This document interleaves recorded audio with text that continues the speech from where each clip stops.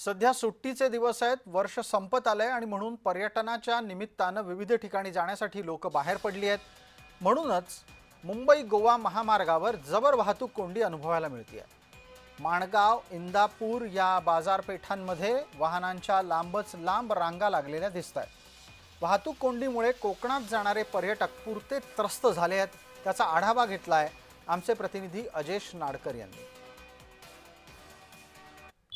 चालू वर्षाचे शेवटचे काही दिवस बाकी आहेत आणि नवीन वर्षाच्या स्वागतासाठी राज्यभरातून हजारो पर्यटक जे आहेत ते कोकणाच्या दिशेने निघालेले आहेत। सध्याची ही दृश्य आपण पाहता, ही मुंबई गोवा महामार्गावरची दृश्य आहेत आणि मुंबई गोवा महामार्गावर माणगाव आणि इंदापूर या ठिकाणी मोठी वाहतूक कोंडी झालेली आहे। जवळपास 4 ते 5 किलोमीटर पर्यंतच्या वाहनांच्या रांगा या ठिकाणी लागलेल्या आहेत। मोठ्या संख्येने पर्यटक जे आहेत ते कोकणाच्या दिशेने निघालेले आहेत, मात्र त्यांना वाहतूक कोंडीचा त्रास जो आहे तो माणगाव बाजारपेठेत आणि इंदापूर या ठिकाणी करावा लागत आहे। ही वाहतूक कोंडी सुरळीत करण्याचा प्रयत्न जो आहे तो पोलिसांकडून होत आहे, मात्र वाहनांची संख्या मोठ्या पद्धतीने महामार्गावर वाढल्याने ही वाहतूक कोंडी झालेली आहे। अशीच काहीची परिस्थिती आता पुढच्या 2-3 दिवस मुंबई गोवा महामार्गावर पाहायला मिळेल।